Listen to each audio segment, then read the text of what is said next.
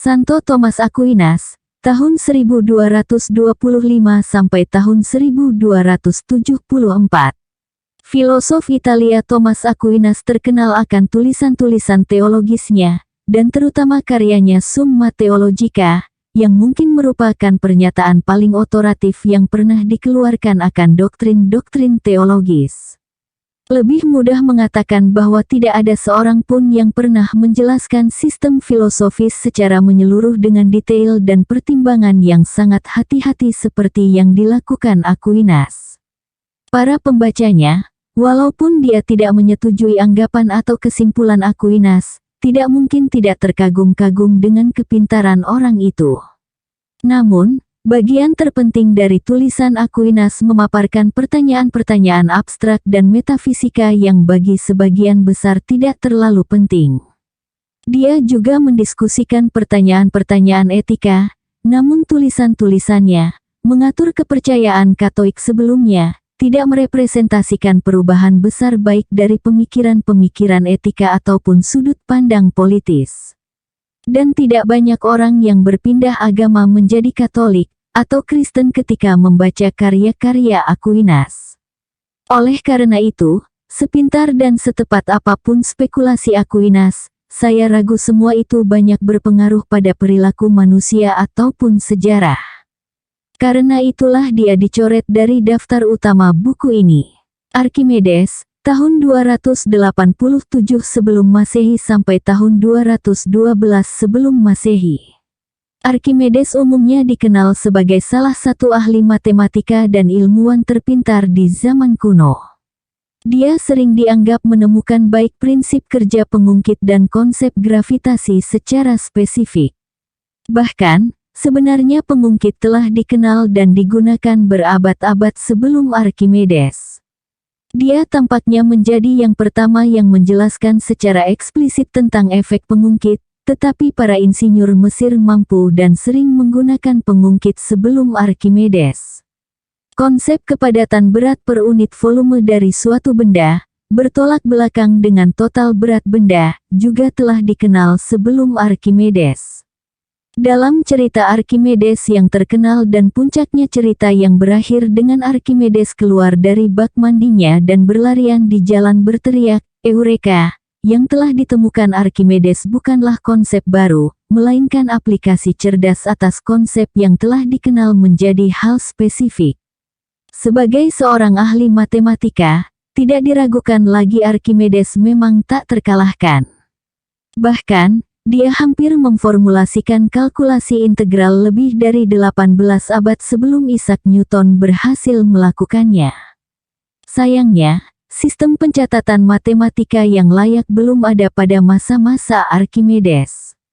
Dan juga disayangkan, tidak ada pengganti segera setelah Archimedes yang benar-benar menjadi ahli matematika nomor 1. Hasilnya, pemikiran matematis Archimedes yang brilian itu tidak memiliki pengaruh yang seharusnya mereka miliki. Sehingga kemudian muncullah, walaupun bakat Archimedes memang luar biasa, tetapi pengaruhnya secara nyata tidak cukup baik untuk menjamin dirinya masuk ke dalam daftar 100 orang teratas dalam buku ini. Charles Babbage, tahun 1792 sampai tahun 1871. Penemu asal Inggris, Charles Babbage, merancang prinsip-prinsip di balik tujuan umum komputer digital 1 abad sebelum perkembangan besar-besaran mesin kalkulator modern. Dia merancang sebuah mesin, yang dinamakan mesin analitis, yang secara prinsip mampu melakukan semua yang mampu dilakukan kalkulator modern, walaupun tidak secepat kalkulator modern, karena mesin analitis tidak dirancang untuk dioperasikan dengan listrik. Sayangnya, karena teknologi abad ke-19 belum cukup maju, Babbage tidak mampu merampungkan konstruksi mesin analitis, meskipun telah mengeluarkan begitu banyak waktu dan uang. Setelah kematiannya, ide-ide briliannya hampir terlupakan. Namun, pada tahun 1937, tulisan-tulisan Babbage menarik perhatian Howard H. Aiken, sarjana lulusan Harvard University. Aiken yang selama ini berusaha merancang mesin komputer, sangat terdorong oleh ide-ide Babbage. Bekerja sama dengan IBM, Aiken mampu mengkonstruksi Mark I, komputer besar umum pertama. Tahun 1946, 2 tahun setelah Mark I beroperasi, kelompok insinyur dan penemu lain merampungkan ENIAC, mesin kalkulator elektronik pertama. Sejak saat itu, kemajuan teknologi komputer bergerak sangat cepat. Karena mesin kalkulator berdampak besar pada dunia, dan sepertinya membuktikan pengaruh yang lebih besar di masa depan, saya terdorong untuk memasukkan Charles Babbage pada bagian utama buku ini. Setelah mempertimbangkan matang-matang, saya pun menyimpulkan bahwa kontribusi Babbage terhadap perkembangan komputer tidak benar-benar lebih besar dari Aiken, atau dari John Mauchly dan J.P. Eckert yang merupakan tokoh terkenal dalam perancangan ENIAC.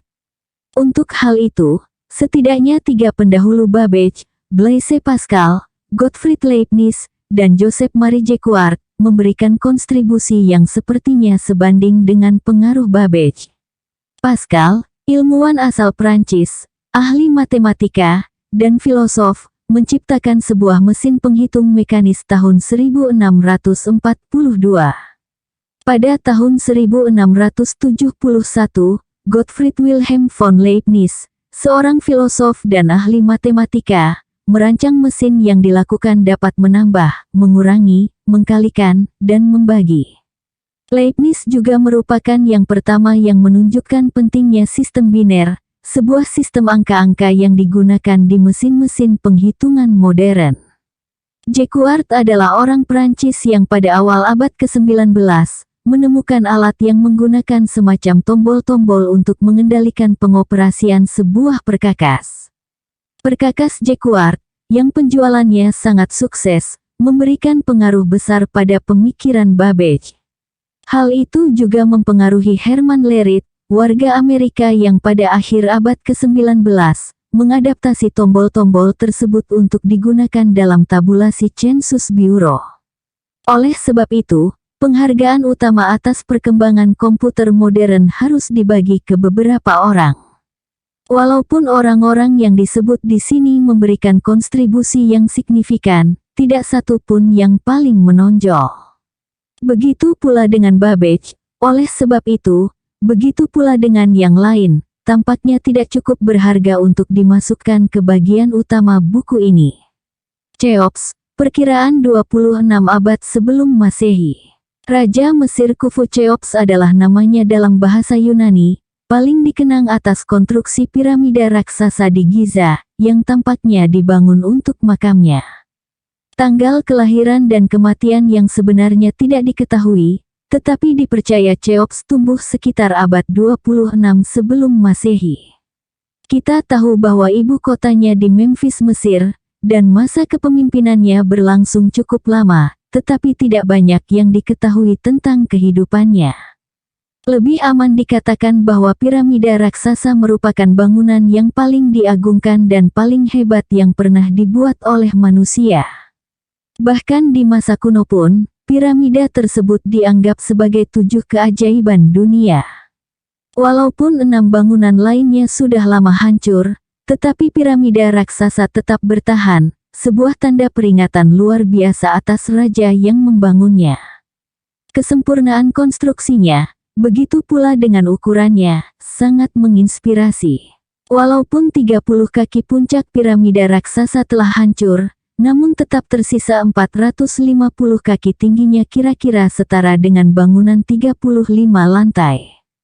Kasarnya ada 2.300.000 bongkahan batu, beratnya kira-kira 1 dan 1,5 ton per kepingnya, yang digunakan untuk konstruksi ini.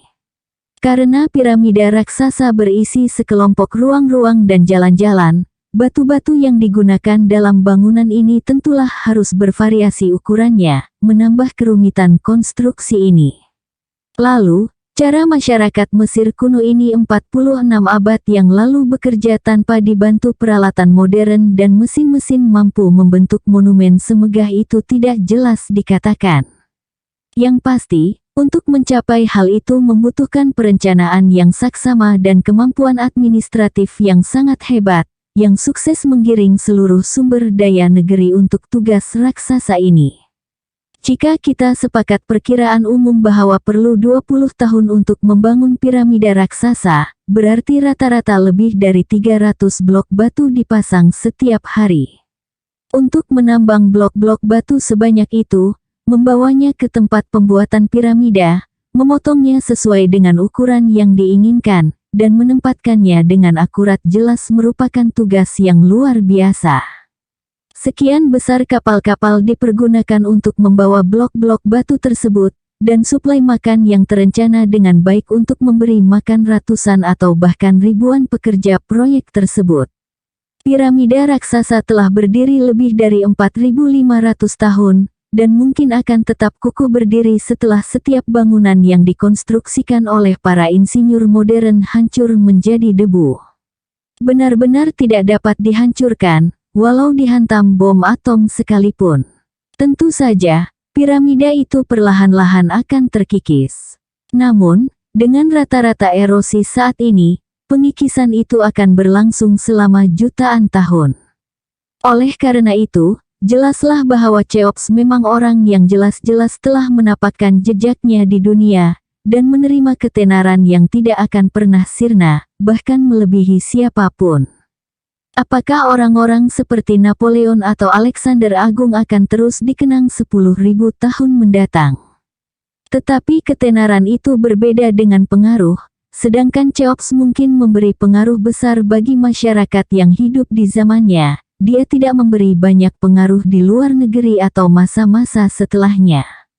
Marie Curie, tahun 1867 sampai tahun 1934.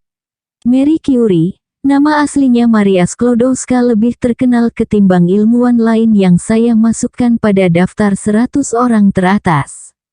Namun, menurut saya, ketenarannya itu tidak semata-mata karena pentingnya karya sains yang telah dia lakukan, melainkan karena dia seorang perempuan. Karirnya menunjukkan bahwa seorang perempuan mampu melakukan penelitian sains berkualitas tinggi. Karena alasan inilah keberadaannya begitu dielu-elukan, sehingga banyak orang yang mengira bahwa dialah yang menemukan kegiatan radioaktif. Padahal, radioaktif ditemukan oleh Antoine Henry Becquerel. Tidak perlu dipertanyakan apa saja yang menjadi prioritas Becquerel, hingga akhirnya Marie Curie membaca artikel penemuan Becquerel dan kemudian bersama suaminya Pierre, yang juga sama-sama ilmuwan berbakat, memulai penelitian terhadap subjek itu. Keberhasilan Marie Curie yang sebenarnya paling diterima adalah penemuan dan pengisolasian radium elemen kimia. Selain itu, dia juga menemukan elemen radioaktif lain yang dia namakan polonium, yang berasal dari bahasa ibunya, Polandia. Keberhasilan ini patut dihargai, namun bukan teori sains paling penting. Tahun 1903, Marie Curie, Pierre Curie, dan Antoine Henry Becquerel bersama-sama dianugerahi penghargaan Nobel di bidang fisika. Tahun 1911, Marie Curie kembali meraih penghargaan Nobel, kali ini di bidang kimia, dan menjadikan dia orang pertama yang meraih 2 penghargaan Nobel. Menarik untuk dicatat bahwa Marie Curie memiliki anak-anak ketika penelitian sains yang kemudian berpengaruh besar itu berhasil. Putri tertuanya, Irene, juga menjadi ilmuwan yang sangat sukses.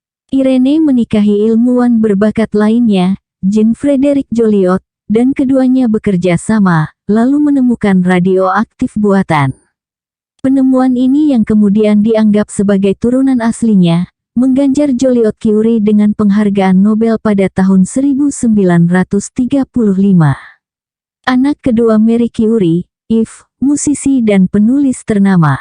Benar-benar keluarga yang hebat. Madame Curie meninggal pada tahun 1934 karena leukemia. Besar kemungkinan disebabkan oleh paparan materi radioaktif secara penemuan radioaktif terus-menerus.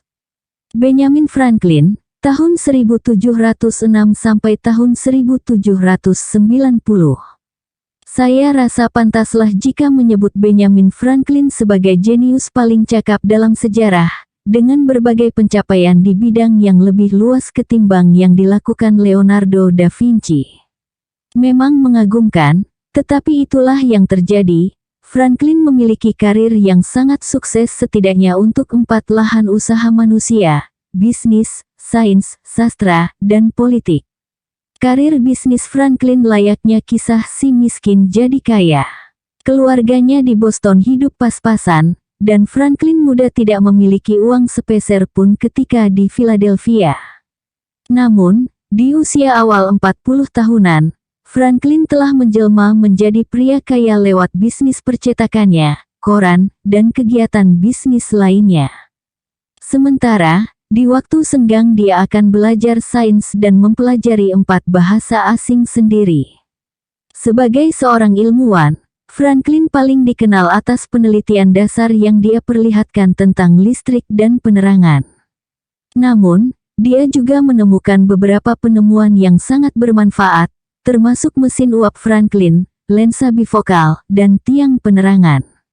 2 penemuan terakhir hingga saat ini digunakan di seluruh dunia.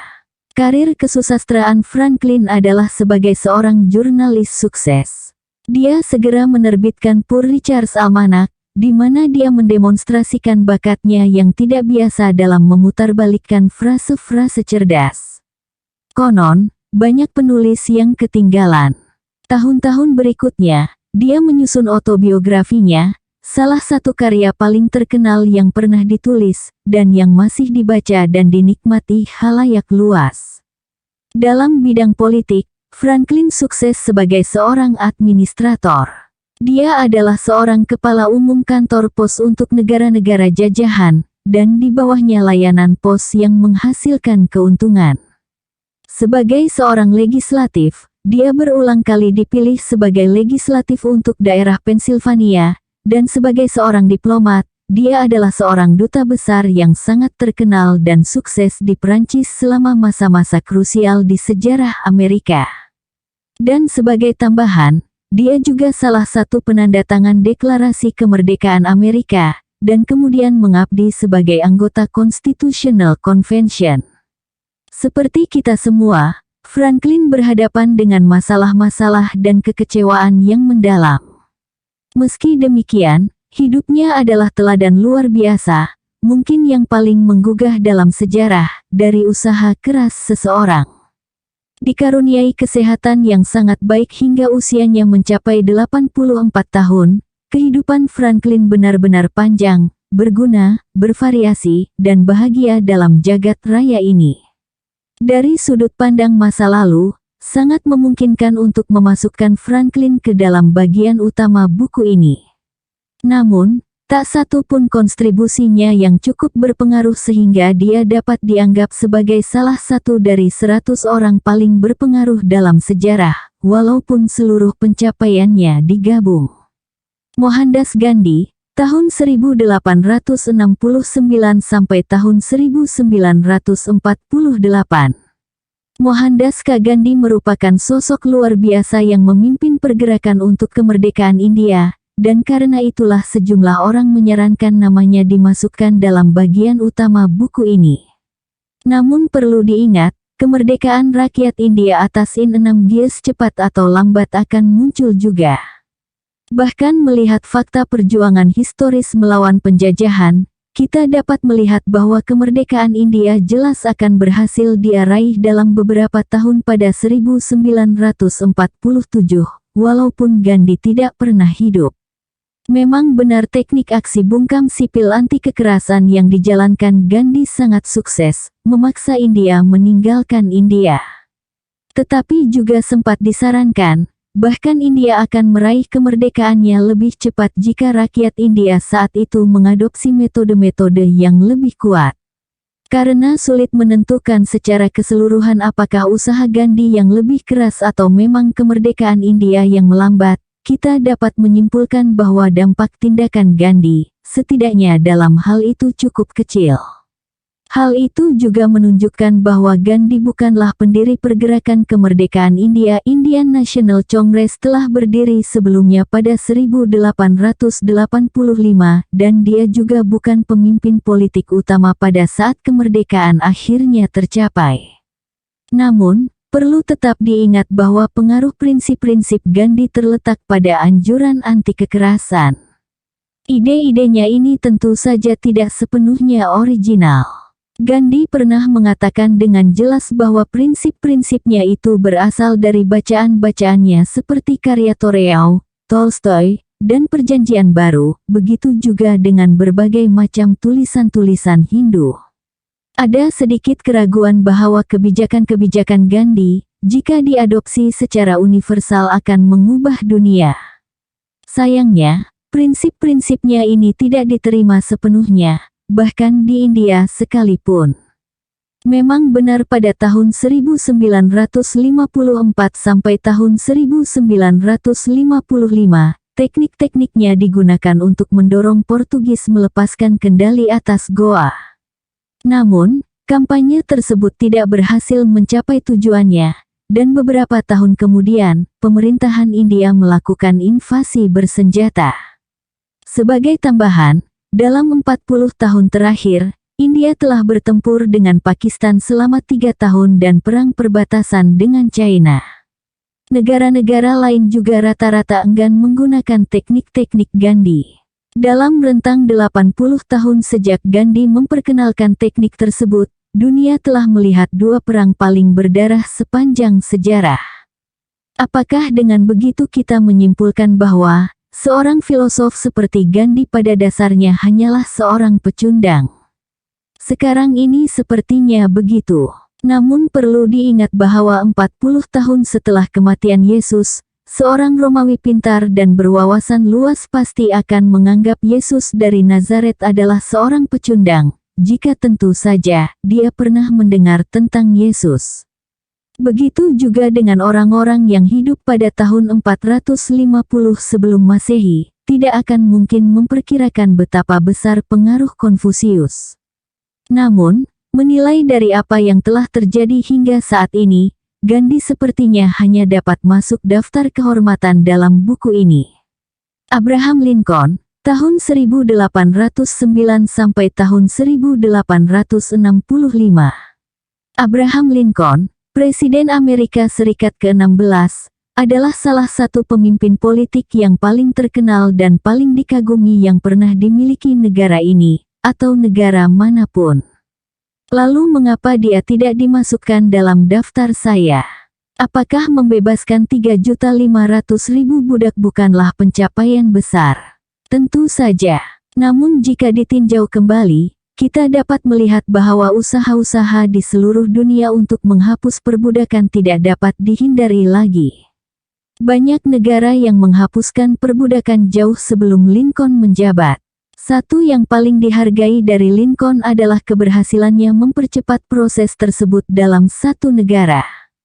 Namun, tetap dapat ditegaskan bahwa keberhasilan kepemimpinan Lincoln adalah dengan mempertahankan kesatuan Amerika Serikat saat berhadapan ancaman penarikan diri negara-negara bagian selatan, dan untuk hal itu dia pantas mendapatkan tempat dalam daftar ini. Tetapi, terpilihnya Lincoln menjadi presidenlah yang mengakibatkan pemisahan negara-negara bagian selatan. Apakah daerah bagian utara akan gagal memenangkan perang sipil jika seseorang selain Lincoln yang menjadi presiden juga tidak dapat diperkirakan? Lagi pula, daerah utara yang memicu perang dengan keuntungan jumlah populasi dan dengan produksi industri yang lebih besar. Walaupun daerah utara tidak memenangkan perang sipil, sejarah keseluruhan mungkin tidak akan banyak berubah. Ikatan bahasa, agama, budaya, dan perdagangan antara utara dan selatan sangatlah luar biasa, dan tampaknya memungkinkan bagi mereka untuk bersatu kembali. Jika periode pemisahan mereka telah berlangsung selama 20 tahun, atau bahkan 50 tahun, tetap saja merupakan peristiwa minor dalam sejarah dunia. Perlu diingat, bahwa tanpa daerah selatan, Amerika Serikat kini akan menjadi negara keempat dengan populasi terbesar di dunia dan memimpin kekuasaan industrial.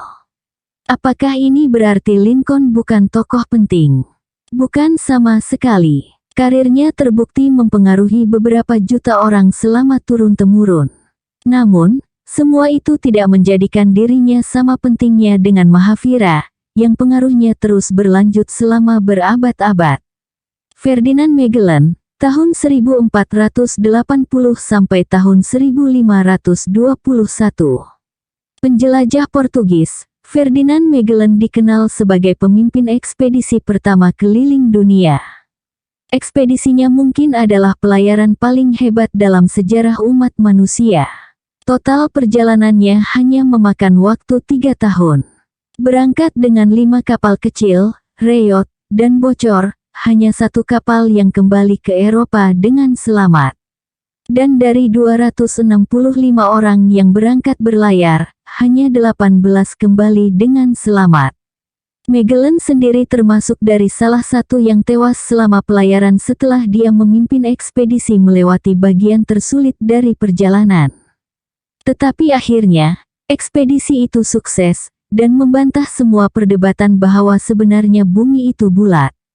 Kesuksesan ekspedisi tersebut tampaknya cukup datar jika dikaitkan dengan kepemimpinan dan keteguhan hati Magellan. Banyak kru kapal yang ingin kembali setelah menjalani beberapa bulan. Tentu saja, Magellan harus menekan pemberontakan agar dapat meneruskan pelayaran. Baik bakat dan kekerasan hatinya membuat dirinya dianggap sebagai navigator dan penjelajah terbaik. Namun, bagaimanapun pengaruhnya, nyata pencapaiannya cukup kecil. Masyarakat Eropa yang terpelajar sudah cukup mengetahui bahwa bumi itu bulat. Rute perjalanan Magellan pun tidak menjadi rute perdagangan penting. Tidak seperti pelayaran Vasco da Gama, perjalanan Magellan tidak memiliki pengaruh besar di negara Eropa maupun Timur. Oleh sebab itu, walaupun prestasinya jelas mengabadikan kepopulerannya, namun tidak menjadikan dirinya satu dari 100 orang berpengaruh dalam sejarah. Leonardo da Vinci, tahun 1452 sampai tahun 1519. Leonardo da Vinci lahir pada 1452 di dekat Florence, Italia, dan meninggal pada tahun 1519. Sekian abad berlalu, tidak satu pun yang memudarkan reputasinya sebagai seorang jenius universal paling pintar yang pernah diciptakan. Jika buku ini merupakan daftar orang-orang paling hebat, Leonardo jelas akan dimasukkan ke dalam 50 nama teratas. Namun, bakat dan reputasinya tampak melebihi pengaruh nyata dirinya dalam sejarah. Dalam buku catatannya, Leonardo meninggalkan begitu banyak sketsa-sketsa penciptaan modern, seperti pesawat terbang dan kapal selam. Sementara buku catatan ini membuktikan kepintaran dan orisinalitasnya, gambar-gambar itu tidak memberikan pengaruh nyata pada perkembangan ilmu pengetahuan. Pertama, Leonardo tidak benar-benar membangun model ciptaannya itu. Kedua, walaupun ide-idenya sangat pintar, tidak terlihat ciptaannya akan berhasil. Bedakan antara memikirkan ide membuat sebuah kapal selam atau pesawat terbang dengan bekerja keras memperhitungkan, merinci, dan mendesain secara praktik lalu membentuk sebuah model yang memang dapat digunakan. Para pencipta hebat bukanlah mereka yang memiliki ide-ide brilian tapi gagal mewujudkannya, melainkan mereka orang-orang seperti Thomas Edison, James Watt, atau Wright bersaudara yang memiliki bakat mekanik dan kesabaran untuk mengerjakan setiap detail dan mengatasi kesulitan-kesulitan saat merancang sesuatu yang sebenarnya berfungsi. Leonardo tidak melakukan hal itu. Terlebih lagi, walaupun sketsa-sketsa Leonardo berisi setiap detail yang diperlukan untuk mewujudkan ciptaannya, tetap saja hanya akan memberi sedikit perbedaan, karena ciptaan tersebut terkubur dalam buku catatannya tidak dipublikasikan hingga berabad-abad berlalu setelah kematiannya.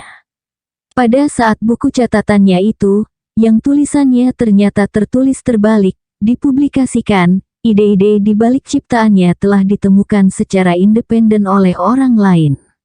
Kami pun menyimpulkan bahwa baik sebagai ilmuwan dan pencipta, Leonardo tidak memiliki pengaruh yang signifikan. Oleh karena itu, syarat-syarat yang dipenuhi oleh Leonardo dalam daftar itu sangat bergantung pada prestasi artistiknya. Leonardo adalah seniman papan atas, walaupun tidak sebesar seniman lain seperti Rembrandt, Raphael van Gogh, atau El Greco. Dengan menghormati efek yang dia timbulkan kemudian dalam perkembangan kesenian, dia tidak memiliki pengaruh sebesar Picasso atau Michelangelo. Leonardo punya kebiasaan buruk memulai proyek-proyek ambisius namun tidak pernah menyelesaikannya. Hasilnya, hasil-hasil lukisannya yang telah rampung justru lebih sedikit ketimbang yang disebutkan orang-orang.